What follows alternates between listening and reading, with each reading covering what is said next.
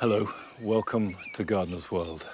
The sweet peas have had a really good spring and early summer, and they're my favourite fragrance of any flower. I've got two varieties growing here side by side. There's this one, which is Cupani's Original, and has got these two tones, and is one of the very earliest of all the sweet peas, and is still one of the best. And the other one is called Black Diamond, and you can see it's this deep, dark burgundy colour. But the one thing that sweet peas hate is drought. Hot, dry conditions means that they will try and set seed.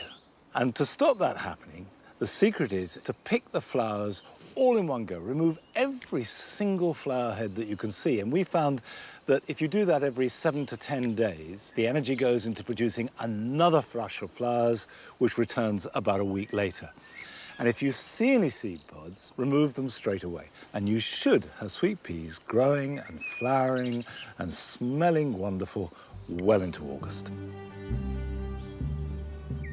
On today's programme, we explore Hestercombe, a garden of 100 acres in Somerset that has been managed over the last few months by just 2 gardeners. The first couple of weeks, it was a bit overwhelming and it was quite tricky for us to get our heads around. If no one's here to see it every day, what are the important things we have to do? And there's another chance to join Jo on a visit he made to a captivating garden belonging to an interior designer.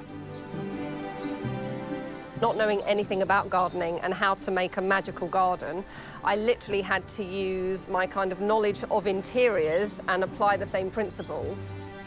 And I shall be planting up my squashes and pumpkins as well as lifting and dividing bearded iris.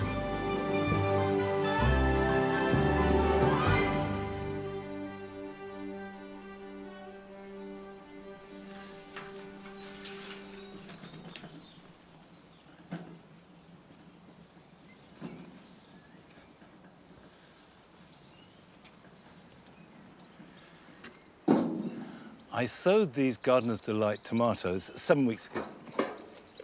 And if you sowed them along with me and then pricked them out and potted them on, yours should look something like that. Ready to grow a lot bigger given the right amount of sunshine and soil. Now, I'm going to plant these outside into a raised bed, but these will grow just as well in a pot, in a grow bag, anything really that will hold soil.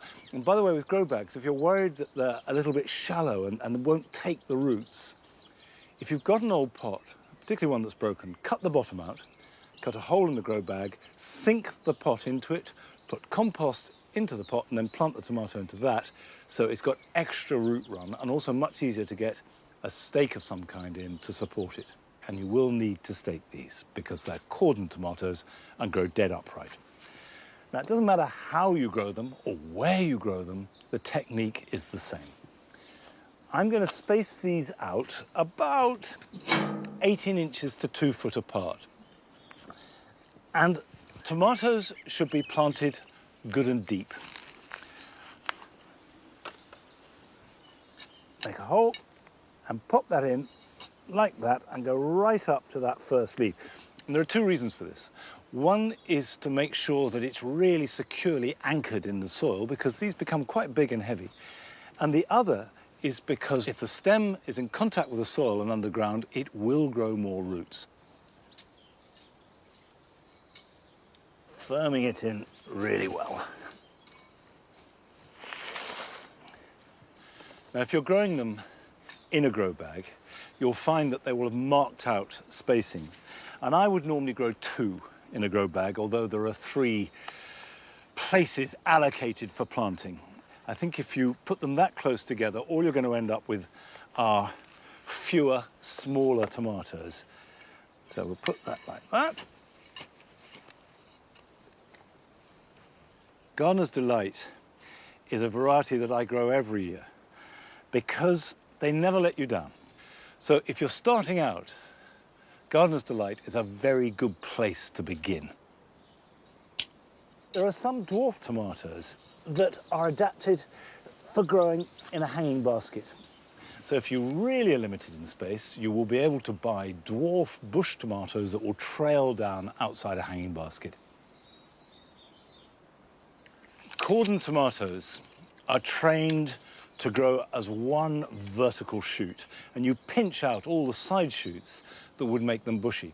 Now, we'll do the pinching out later, but you need to have your support for that cordon, and they need tying in at every stage of their life. And this is just about long enough, so push it in and make sure it's in good and strong.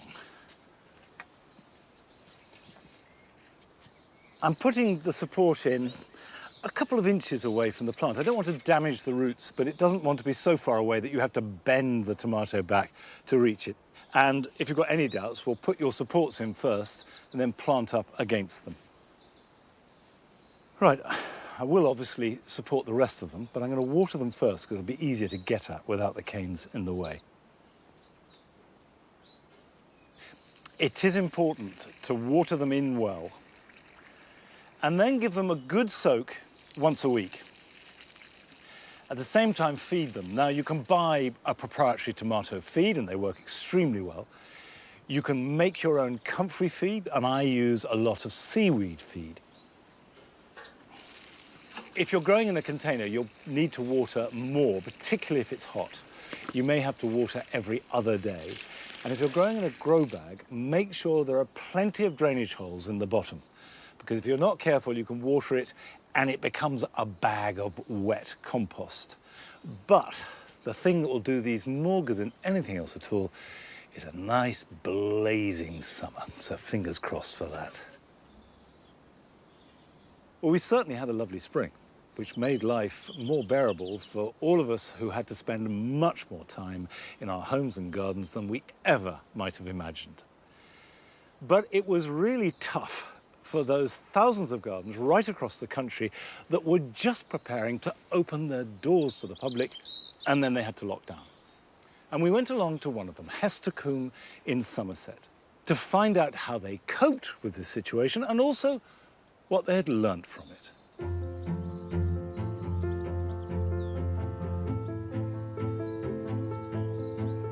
What's unique about Hestercombe is we have 3 eras of garden design in one place. So you can walk through a beautiful landscape garden which dates from the 1750s, which is full of follies and waterfalls and ponds. It's really atmospheric. When you get to the end of that garden, you're then walking into the Edwardian garden, which is really romantic. It's a collaboration between Edwin Lutyens and Gertrude Jekyll, and she basically overlaid all of his design with plants. I describe it like she throws a blanket of flowers over his hard landscaping. And then we have a Victorian terrace outside of the house. Ordinarily, there are 7 full-time gardeners within the team, including myself, and then we have about 30 garden volunteers. And, you know, you need that many people to keep an estate of this size going. We've got like 100 acres to cover. In the run-up to March is quite a big deal for us. I mean, horticulturally, it's ever so busy. You're sowing seeds, you're pricking other seeds out, you're gearing up for the season, getting all the planting ready. But then the advice came from the government to lock down, and all of a sudden the gates were closed. You know, there were no visitors, no one on site, and we had to make a lot of very quick decisions. It was decided that 2 of us could stay on working, and all the rest of the gardens team would be furloughed. So the first couple of weeks when it was just Ben and I here, it was a bit overwhelming, and it was quite tricky for us to get our heads around, like trying to figure out actually what is important. If no one's here to see it every day, what are the important things we have to do?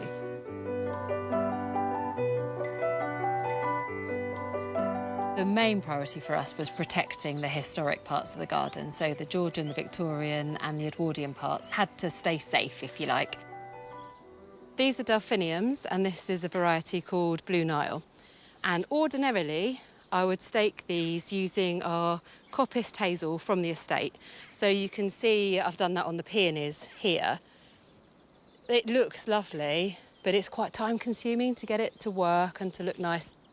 So the main point of the staking was just to secure them so that they weren't going to damage themselves. They weren't going to flop over and get mouldy and botrytis. And so instead I've staked these with canes, and it's not as aesthetic. It's never going to be as pretty, but it was faster.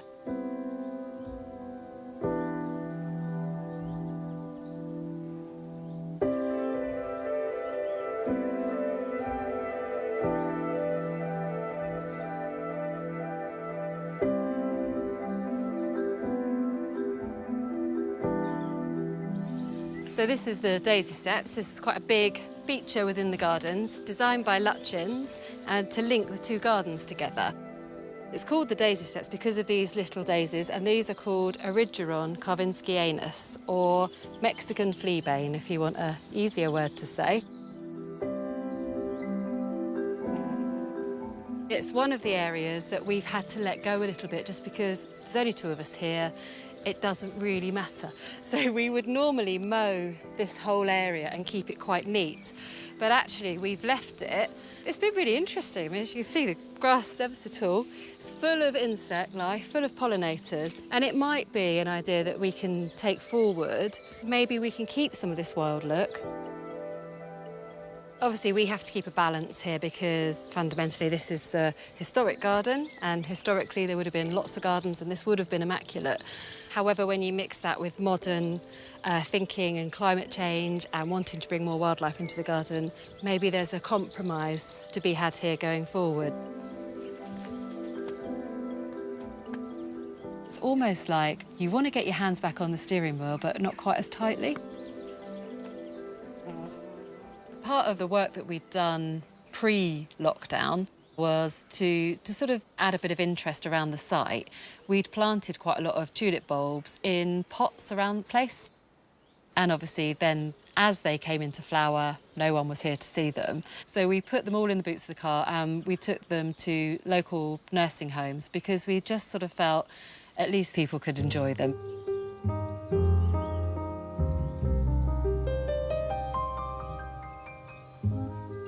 So this is the Victorian terrace where we have a twice-yearly bedding scheme, and we'd already pre-ordered all of these plants, and we wanted to still work with the nursery. They'd done the effort of getting them for us and growing them on. So we decided to go ahead, but we did make a change. This year is the 300th anniversary of Bamfield, who designed the landscape garden. So we were working to a plan, and this is Bamfield's coat of arms. So we decided to use this as the design for this whole bedding scheme.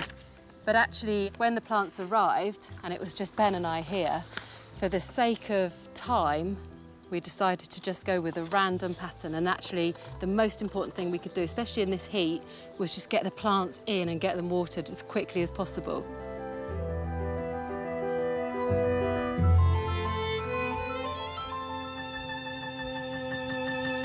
One thing that I'm really pleased about is that the roses are going to time to be in bloom just as we're allowed to reopen our doors. And this one's looking fabulous at the moment. This is Rosa White Pet, and it starts off with these beautiful little pink buds and then opens to these double flowers. And if I keep deadheading this will flower now right the way through to November. And I'm just really excited about everyone being able to come back at a time when the garden is just looking so amazing. From a personal point of view, my work changed quite a lot because as a head gardener, you often spend a lot more time running a team, running the volunteers, making sure everyone else is doing stuff and everything's going all right. In a way, it's just rekindled the whole sort of passion for gardening, having my hands in the soil. I know now that it keeps me sane. I know how much it means to me. And I'm just really looking forward to being able to share that enthusiasm with everybody when they come back. And I'm really looking forward to the volunteers because they become like a family to you as much as anything else. So it'll be lovely to have them back, if nothing else, to get the weeding done. Plants keep going, nature keeps going, and so long as we're tending to it as much as we can, it will still always be a beautiful place.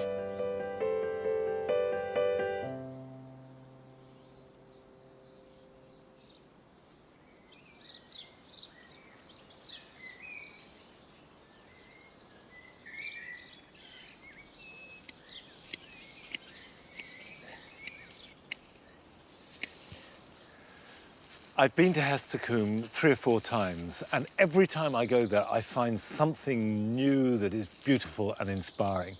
And it is now opened. It opened a couple of days ago. It is limited. You have to buy your tickets in advance. And if you go to our website, you'll get all the details on how you do that.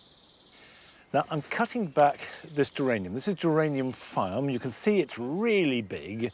And in April and May, it is covered with flowers that start out touched with burgundy and then turn a distinct purple. But there are far fewer flowers and seed heads at the moment. When you're cutting back any hardy geranium, go right back to the ground. Don't leave any stems if you can help it, because the new growth will come from the base. And the more you remove, the better it will regrow.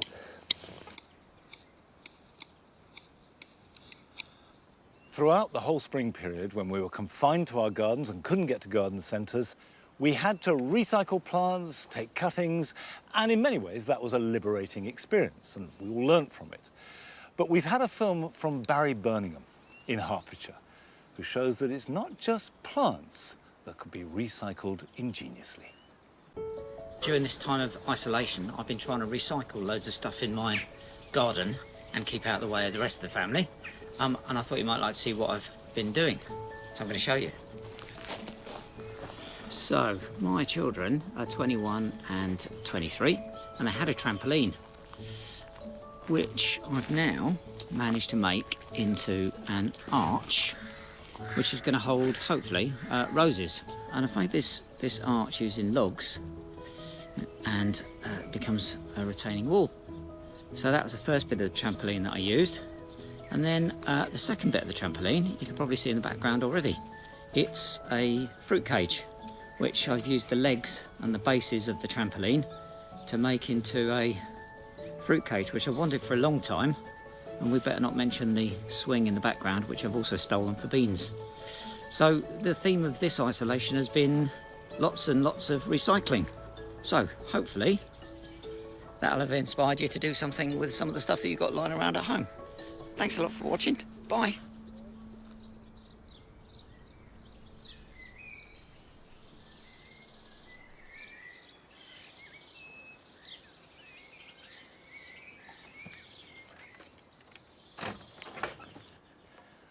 All over the country, there must be thousands of trampolines where children have grown up and no one quite knowing what to do with them. Well, now they can be turned into fruit cages and arches, and if they're as good as Barry's, they'll be really good indeed.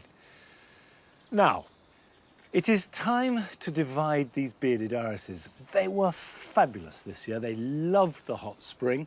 The only downside was they flowered very early and they finished very early. And it's a good idea to divide bearded irises every 3 or 4 years, and this gives them new vigour. Otherwise, they get a bit old and they flower less and less. Now, you can see that I tied a bit of wool around the colours because obviously at this stage you can't tell which was which. But it doesn't matter what type you've got, what variety or how long you've grown them, there is one way to do it, and it's like this. And it's very straightforward, it's not difficult. The thing to do is to get a fork and lift underneath them and try and get down deep so you lift as much root as possible. And very often these rhizomes can form quite a solid mat. There we go. Now you can see clearly these are the roots, and there are new roots forming, and the rhizomes are on the surface. And the more sun that gets during the summer, the more it bakes, the better the flowers next year. Now at this stage, I'm going to cut this back. But if you're not moving iris, you do not need to trim the leaves back.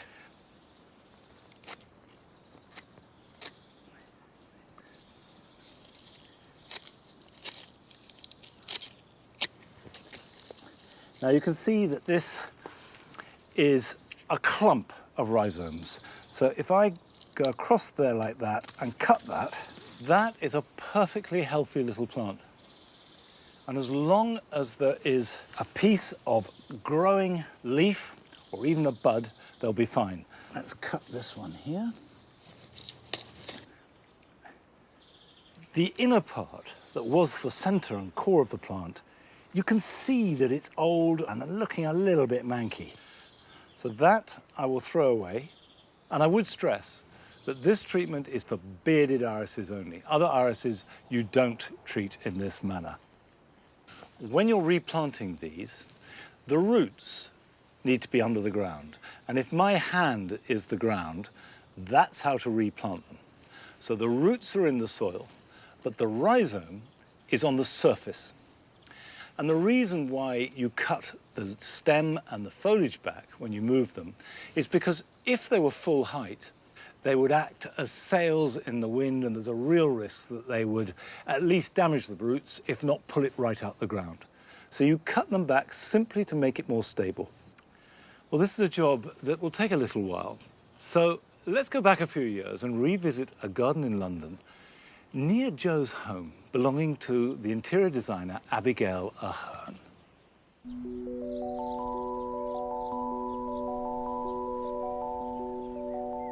Now, it's always good to hear about a garden you've never seen before, especially when it's just around the corner from where you live. But what intrigues me about this one is it's made by a designer, but they're not a garden designer. Abigail Ahern is at the forefront of British interior design. Tucked behind her terrace house is a west-facing 6-metre by 30-metre garden. Abigail bought the house as a wreck back in 1998, but only turned her attention to the garden in the last couple of years. What a haven in the city. I've become a garden obsessive. I know nothing about gardening and lived with... That's not true, and I can see that from your garden. Lived with barrenness for years and years and years, but we have this double-height glass wall. So I was looking at this fairly miserable garden for ages, and the outside looked so dismal that it drove me crazy. And not knowing anything about gardening and how to make a magical garden, I literally had to use my kind of knowledge of interiors and apply the same principles to outside and planting. So I wanted it to feel really magical and lush and tropical, and also evergreen. So a lot of the time in the winter it looks like this, which is really key because I overlook it all the time. So I bought a cabin and plonked that at the end of the garden, which really grounded the whole space, and then realised all the planting was just shoved around the perimeter. So it's the same in interiors. Everybody shoves their sofa against the walls, like Doctor's Waiting Room, which drives me crazy, and I'm all about bringing things in so you're tantalised. Like, I want to feel like I've fallen down a rabbit hole and I don't quite know where I am.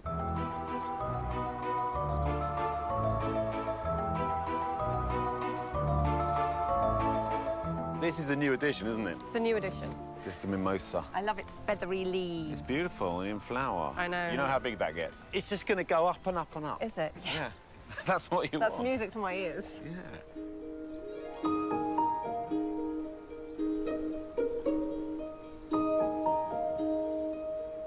So is this a bespoke cabin? It's not. I just picked it up off the internet, and it's my little bolt hole, and it's where I go and write and just escape. It's black or very dark grey. People are scared of that colour in the garden, but it does work, doesn't it? People are scared of the colour in the garden, in interiors, but I think the thing about inky dark colours is they make anything that stands against it really pop out and look lush. Lighting has become really integral because I realised before I lit the garden I was just looking out in the winter on this really black space. So I've lit it like an interior. So it becomes an extension of my indoor space at night. Abigail's garden is only a small space, but she's packed a lot into it. The first thing that strikes me is how successful the connection between the garden and the interior is. So here we've got plants. They feel like they're flooding in from the garden. What Abigail's done so well is break up the middle space of this garden. And I know it's so difficult to get away from that rectangular lawn in a rectangular space, but you've really got to start filling up the middle of the garden with plants and trees and objects and sculpture, whatever it might be. In a way, what you're trying to do is get the dancers onto the dance floor. Most of the planting in this garden is informal, it's very relaxed, except These two long lines of Carex grasses straddling the side of the path, two really big brush strokes in the planting. And what they do is lead you right up this straight garden path. And when you get to the end, you're not disappointed. And that's so important in garden design. You've got somewhere to go. This city garden is not only unique, fresh and packed full of personality, but I just love the process it's been through to get here. Abigail has broken lots of rules. We get stuck in our ways and perhaps a little bit formulaic when it comes to our own gardens, but she's shown that a whole different approach can create something really special.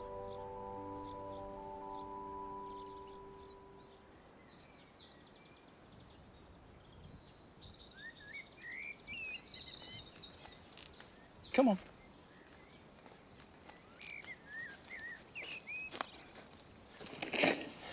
It's very interesting seeing the interior designer view on a garden and creating an outdoor room, almost with furniture. Now, I've got some plants here that I want to be big and unruly and to grow really well. These are squashes and pumpkins. And I've got a number of different varieties here. We've got round pumpkins, which are brilliant for children at Halloween. We've got small ones, which are probably better for cooking, and some with thicker skins that store well, some with thinner skins. And they're very much plants of high summer. They need heat and preferably moisture and lots of nutrition and lots of it from the middle of June to October. I sowed these plants about 6 weeks ago, but if you haven't sown any and you can't buy any, you can sow seeds now, but sow them direct. Don't sow them in a pot, put them in the ground. Put 2 seeds in where you want them to grow and then weed out the weaker of the 2. Now, the plan is to grow them up these pumpkin climbing frames. I've been growing them vertically for the last few years and it works really well. They're pretty strong.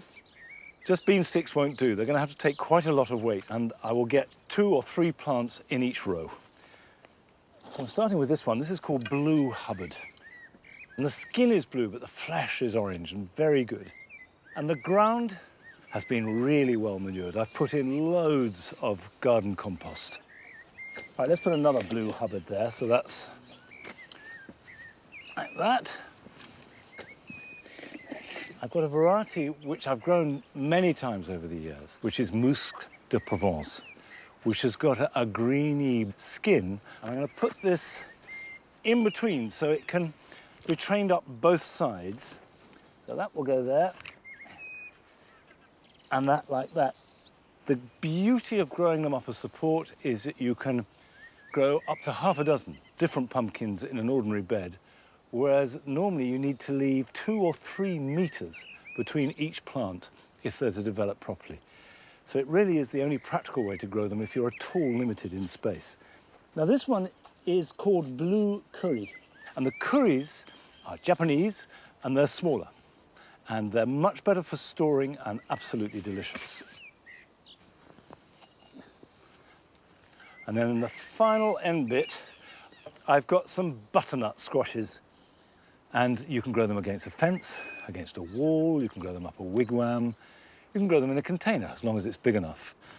I can go there, and now I can plant them. Now when you plant them, it's easy. You just make a hole and stick them in.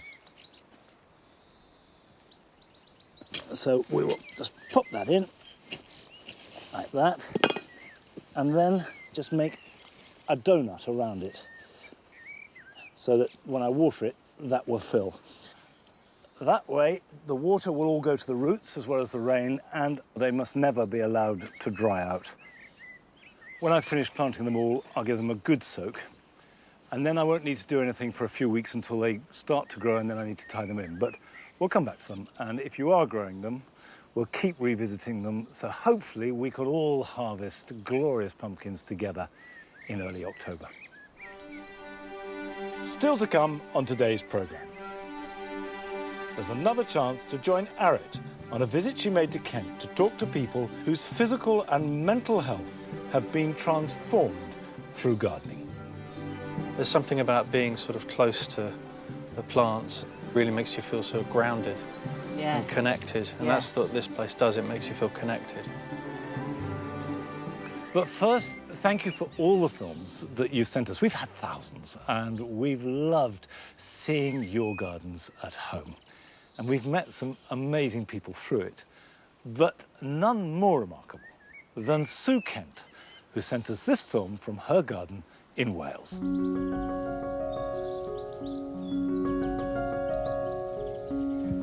I'm Sue Kent, and I live in a house by the sea near Swansea. I was born with an upper limb disability caused by the drug thalidomide. This has made me highly adaptive and innovative all through my life, and including in my garden. What I love about my garden is when I wake up in the morning and I go outside first thing, there's nearly always something new, a new bud, a new flower, a new leaf uncurling, and it's so exciting. My garden entertains me.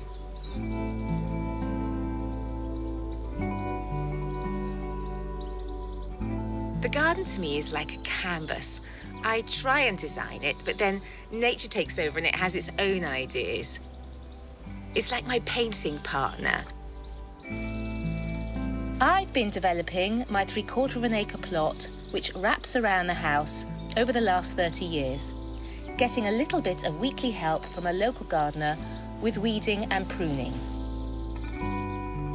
I'm a sports massage therapist in my daily life, and I use my feet to massage. And it's so nice when I get home to be able to use them for gardening. I really like to have that connection with the soil.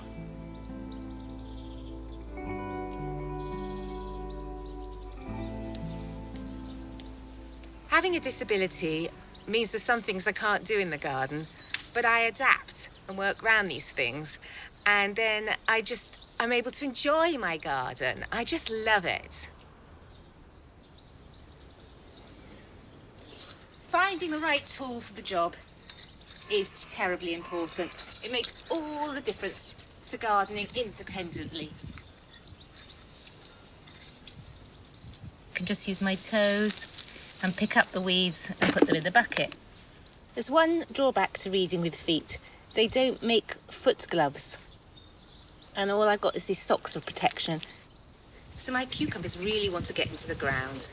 They've been very successful, and perhaps I put them in a little early, but I think it's warm enough. I think they're going to survive. I've got a few spare in case they don't. So I tend to put things on their sides and roll them around a bit and squidge their container with my feet.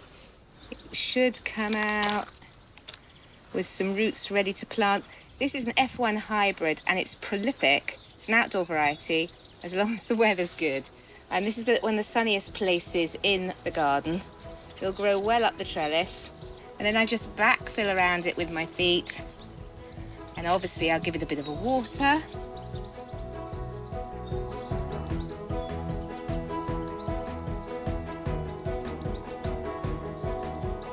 In my family, gardening was in our blood.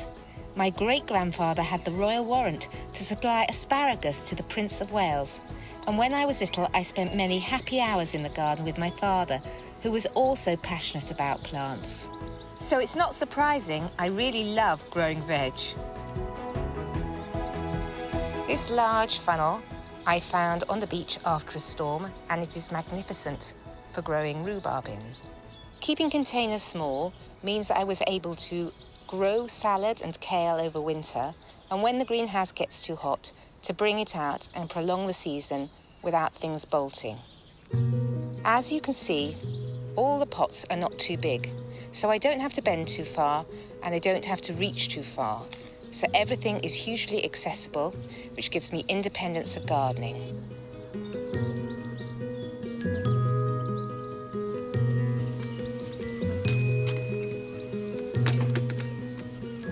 Make my own compost.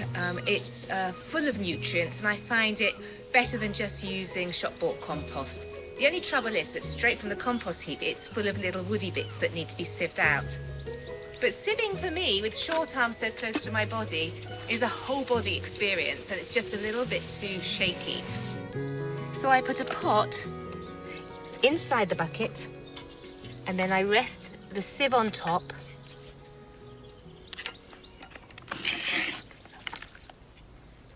and I pour in the compost.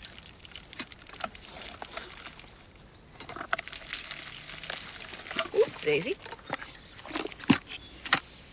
And unlike James Bond, I take my stick and I stir my compost. I don't shake it.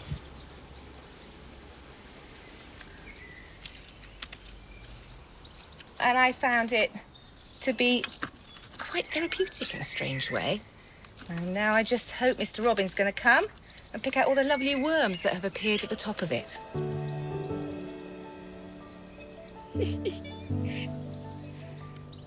Isn't that fabulous?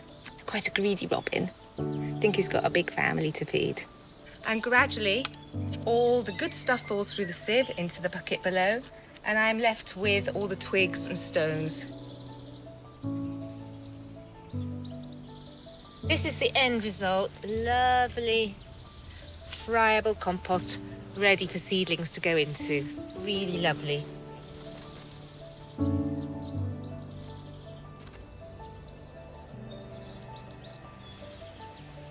One of the first things I had to do was change the normal tools.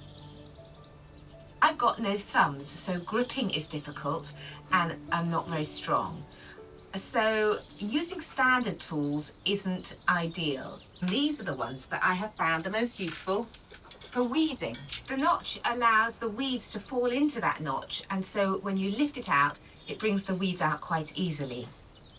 My greenhouse is overfull at the moment, so I needed to increase the space as I wanted to bring my strawberry plants into the greenhouse. I've tried gardening with strawberries outside on the floor, but when I go to pick the strawberries with my toes are too strong and the strawberries get very squishy. So this year I thought I'd dig them all up and bring them inside. I haven't really got the room, so I went up into the attic and found an insert from a wardrobe, and I made a strawberry tower that seems to be quite effective.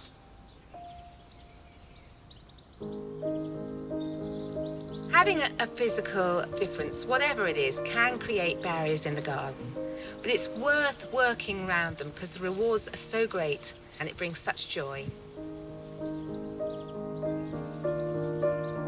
I have such a can-do attitude because I look around me and there's so many things that I want to do. So I have to be able to do them. I just love life and I want to be able to fully partake in it.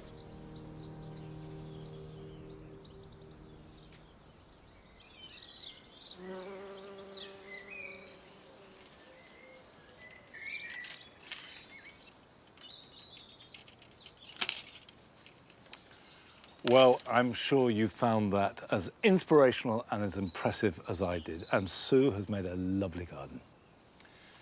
Now, I'm trying to keep these roses looking lovely using what I will confess is a slightly ridiculous piece of kit.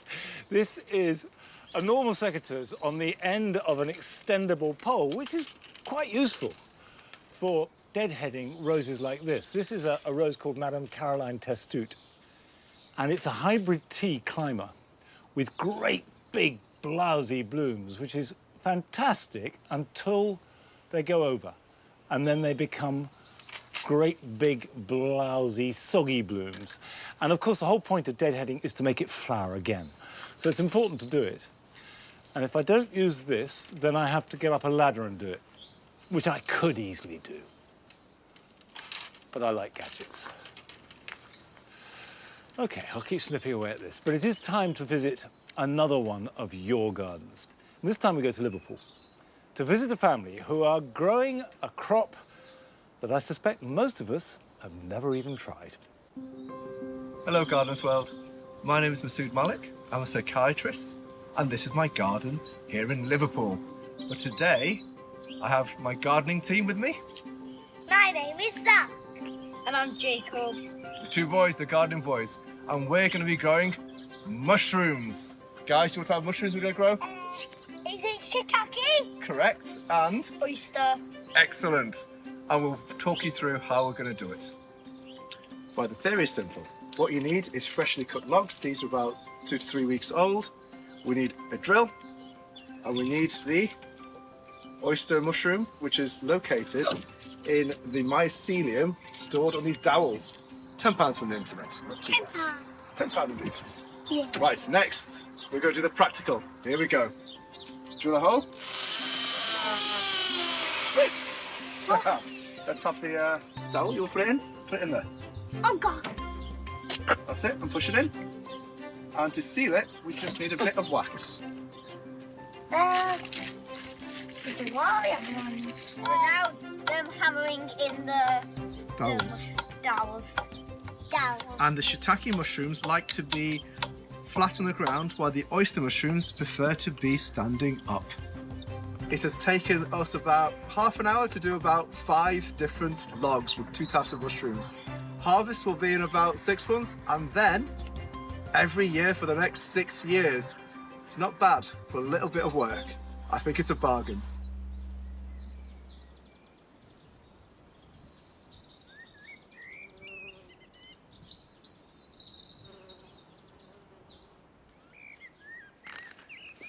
I have tried growing shiitake mushrooms like that, I have to say, with mixed success.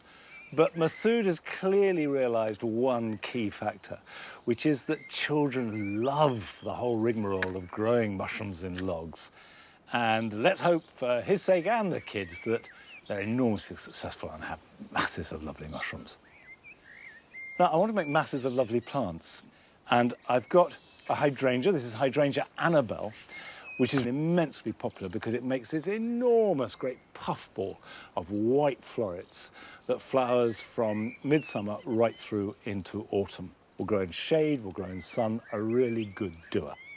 And now is a good time to take softwood cuttings. What you're looking for are nice, straight shoots without a flower bud on it. So I'll just take that off there, like that. I'm going to take it below the leaf node. Like that, and I'll do 2 of this. So we'll take that and then remove the leaves lower down because the leaves will be losing moisture. So I'm left with a straight stem and a couple of leaves at the top.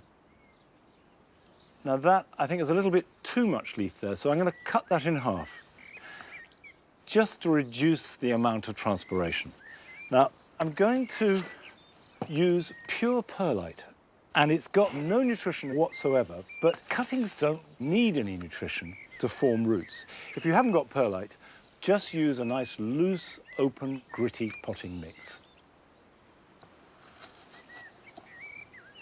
I'll pop that in there, and then the other one I will put on the other side, like that.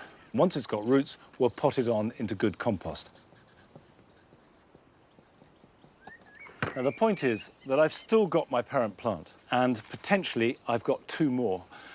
Now, it is important, once you've taken a cutting, to water it really well and then keep the air around it moist. Now, this is the key at this time of year. If I just popped that outside and it was a hot day, that would die before it possibly had a chance of producing any roots. So put it somewhere out of direct sunlight and either put a polythene bag over it, supported by canes, or mist it. And that will reduce transpiration and give the roots a chance to form. And they will do it really quickly. This will start to produce roots within a week or so. And you can do the same with herbaceous perennials. It doesn't have to be shrubs. Eurybia divaricata is known and loved in gardens for its small white flowers, little stars that dance on the end of long shoots, and it grows very well in shade. And this will flower from mid-July right through to September. People often ask why you put cuttings around the edge of a pot. And it's partly do it because I've always done it, but it's supposed to be because they are less likely to dry out. Water this as well.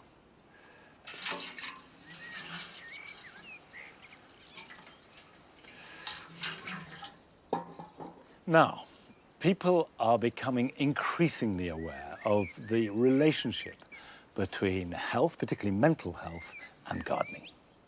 So now seems a good time to have another look at the visit that Arit made last summer to the Blackthorn project in Maidstone in Kent, where gardening is prescribed by doctors as part of the road to recovery from mental and physical illness. For a long time, I've truly believed that being out in green space is really good for us. It's something that we need as a natural therapy on a regular basis. But what is it about a garden or that outside space that is so healing? The theory of spending time in green spaces and prescribing gardening instead of pills is gaining momentum. I've come to the Blackthorn Trust Garden in Kent. It's been set up to help those suffering from mental health issues and to help people manage chronic pain. Patients can be referred by a doctor when traditional approaches aren't working. Susanna Odlin is a therapy coordinator here. So you would come in, referred, and then what happens? Most people are very depressed or have lost their confidence. Most people are in a very dark place when they arrive. So together we find out what they hope to gain from being here. Alongside counselling and therapy, patients are encouraged to spend vital time in the garden with others. We often socialise people first, and because we all need this sense of belonging, that's also part of well-being. The garden can be a very safe and gentle place to start. Some of the people would say, I feel completely dead inside. So working in the garden enlivens the senses again. And the senses are really our gateway to the world.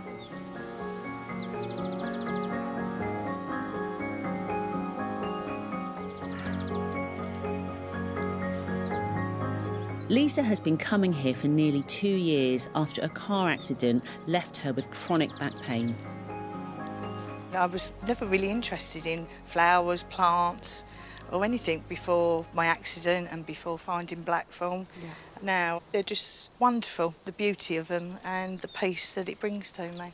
I get lost in it. What do you think you'd be doing if you wasn't at Blackthorn? I'd probably be at home, laid flat with lots of medication and not really doing anything.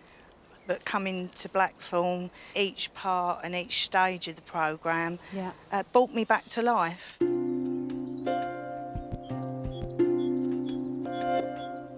Vivian was prescribed the garden to address the effects of social isolation, while Mark's just been coming here for a few months. So Mark, what brought you to Blackthorn? Well, I came here because I was disabled a couple of years ago. And I've been in constant pain and found the daily living was just about managing my pain and managing the anxieties and problems that come with it. And I came to Blackthorn and it's given me a bit of space for me so that I've got something I can look forward to. There's something about being sort of close to the plants. It really makes you feel sort of grounded and connected. And that's what this place does, it makes you feel connected. And we take an interest in each other, you know, and their other people's problems, and it just sort of alleviates yours. Do you think you'd get the same benefit if we were just sat down at a cafe having a chat? No. No. Why is that? I spend a lot of time in my head in pain. Being here, there's just something about it. Gardening, there's only one way to say it, is good for you. It certainly is.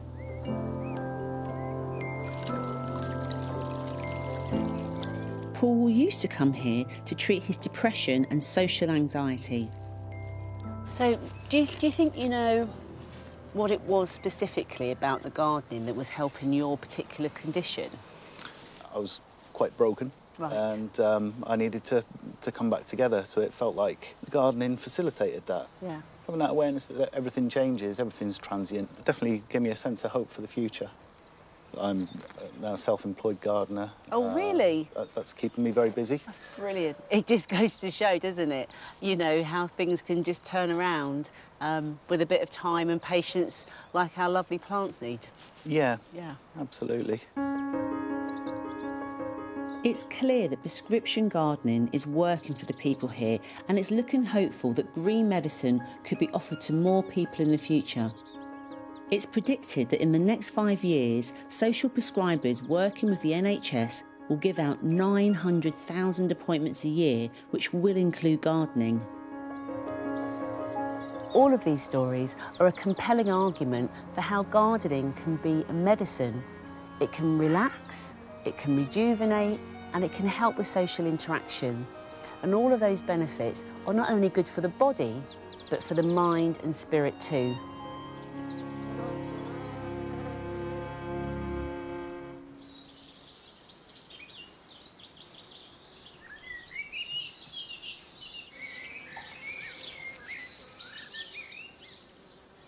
I'm so glad that mental health is being talked about openly and seen as something that we have to deal with. It's central to life, and that gardening can be part of the solution. And long may that continue. Now, behind me is one of my favourite roses. It's Rosa moisei geranium. And it's got these lovely, bright red flowers, small, very simple, and they're carried on the shrub in star-like fashion. And when it's at its best, it feels as though they're suspended in midair. Everything is fabulous, except for one thing.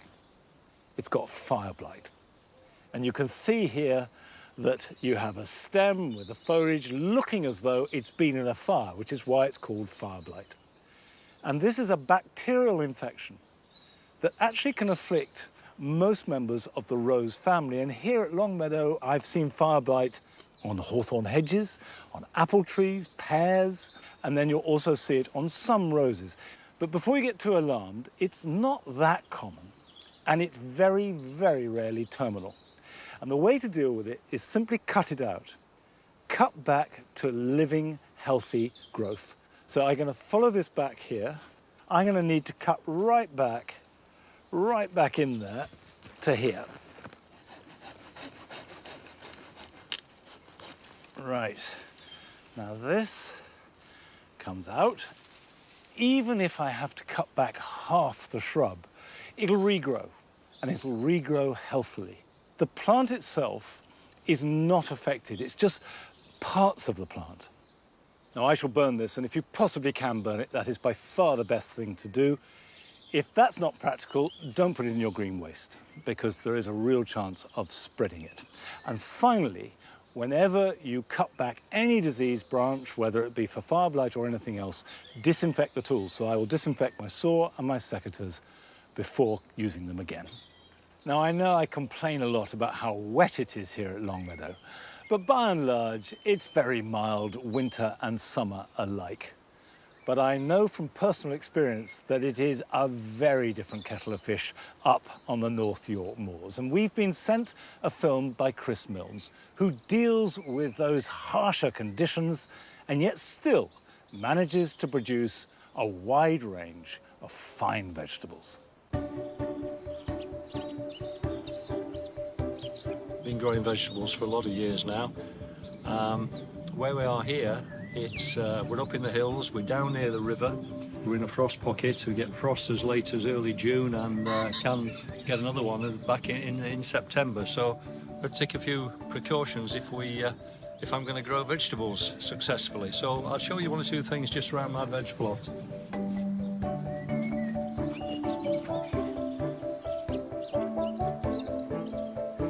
This is my garlic bed, which I've been growing for a lot of years, and I use my own clothes every year, so they become acclimatised to the conditions and they grow really well, no matter how cold it gets in the early spring. But what I really wanted to show you was what I've done in the greenhouse, which is the first time I've tried something a bit different. You'll see even here my grapevine has been touched by the frost, some of them tender leaves. But I built this this hot box, which is just very simple, 4 sheets of wood, post, fastened together with some cable ties, so it's easy to take down. And then I got a friend in the village, gave me some fresh horse manure. That's what you need. I've packed it in here, packed it down, put some water in, gives off a lot of heat when it's composting. I've grown seeds in here, kept all my tender plants. It's done really well. I can recommend that to anyone who's trying to grow vegetables in a climate like we've got here. So I hope that's helpful, and that's all. Thank you very much.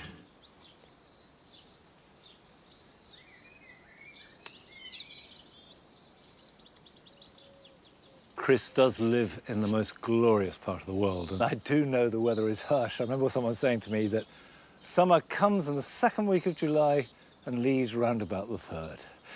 But it doesn't seem to have stopped Chris. He's growing lovely veg. Now, these are obviously broad beans. They're getting a little bit on the large side. I haven't been picking them as often as I should. And if I open these out, that's about as big as I like a broad bean to be. Any bigger than that, and they can get rather flowery. I think before these pods get any bigger, I'm going to have to pick the whole lot, prep them, and then freeze them. That's a job I must get on with. But here are some other jobs that you can do this weekend.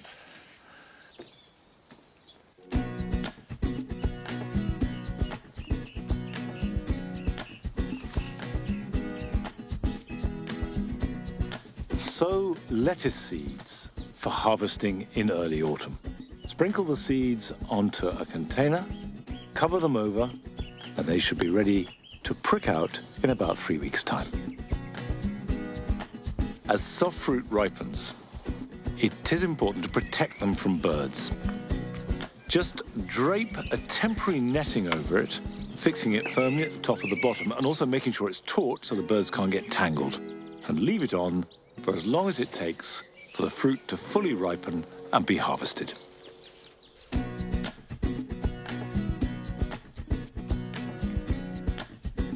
If, like me, you sowed biennials such as wallflowers or foxgloves a few weeks ago, some will now have germinated and be ready to prick out. Choose the largest seedlings and, holding them carefully by a leaf, prise out as much root as you can before potting them on into individual plugs.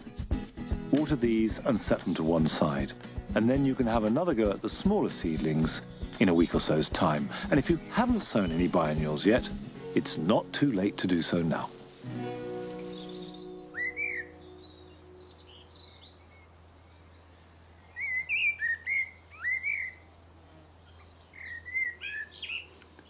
I've been sitting listening to this blackbird for the last 5 minutes.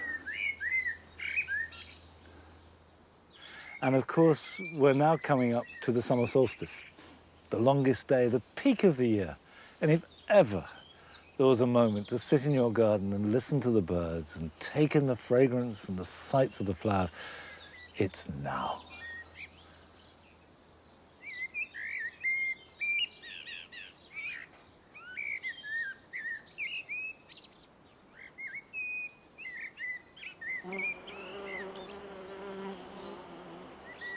So enjoy and make the most of your midsummer gardens. And I'll see you back here at Longmeadow next Friday at the slightly earlier time of 7:30. So until then, bye-bye.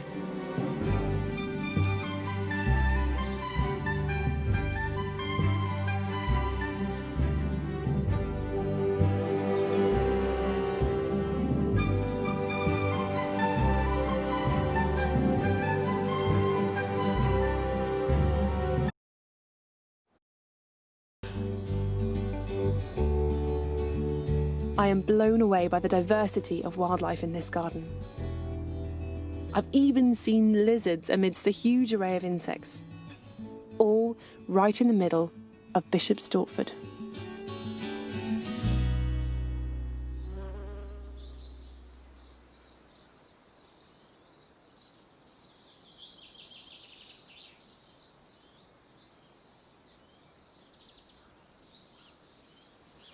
It is amazing, the richness and diversity of wildlife that almost any garden can contain. And your garden can become a wildlife reserve wherever it is and however small it is. Just sitting here in this little patch of the herb garden with the daisies and the sage and the fennel, and it is positively humming and buzzing with insects.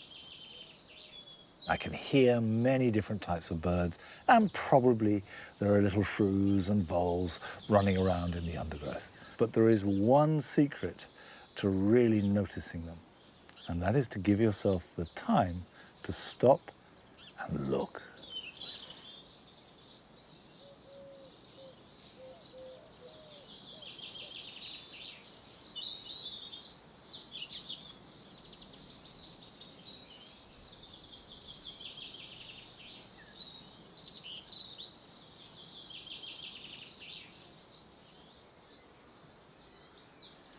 But as well as giving yourself time to stop and really look and notice what's going on in your garden, there are still jobs to be done.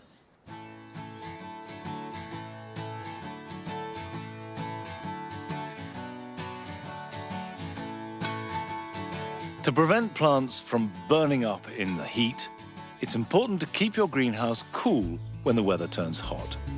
So before you do anything else in the morning, remember to open all the doors and windows possible to allow cool air to flow through.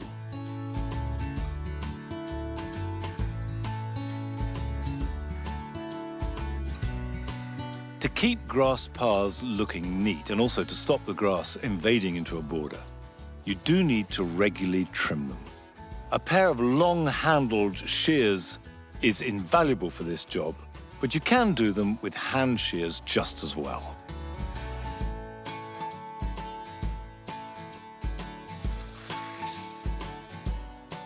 If you sow Florence fennel directly into the soil now, you can be harvesting them in September and October, but this is a job that you want to do this weekend.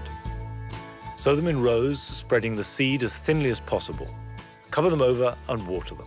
And then as the seedlings appear, they can be thinned to about 9-inch spacing.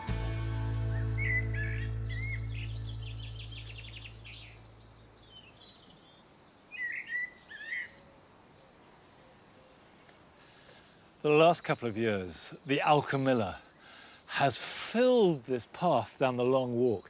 Now, it means that we can't use the path at all, but I think it looks fantastic. What happens is it's growing strongly, and then the rain comes and slightly flattens it, and it intermingles, and the whole thing becomes just this flowing Alchemilla avenue. I think it's an absolute joy. And then, when the flowers start to brown and fade, it can be cut back hard right to the ground, just like I did the Oriental poppy, and the Alchemilla will regrow and may well reflower before autumn.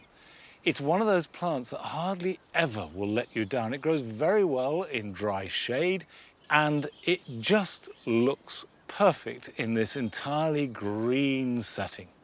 I love it. But that, I'm afraid, is all we have time for today. I'll be back next Friday at 8 o'clock. So until then, bye-bye.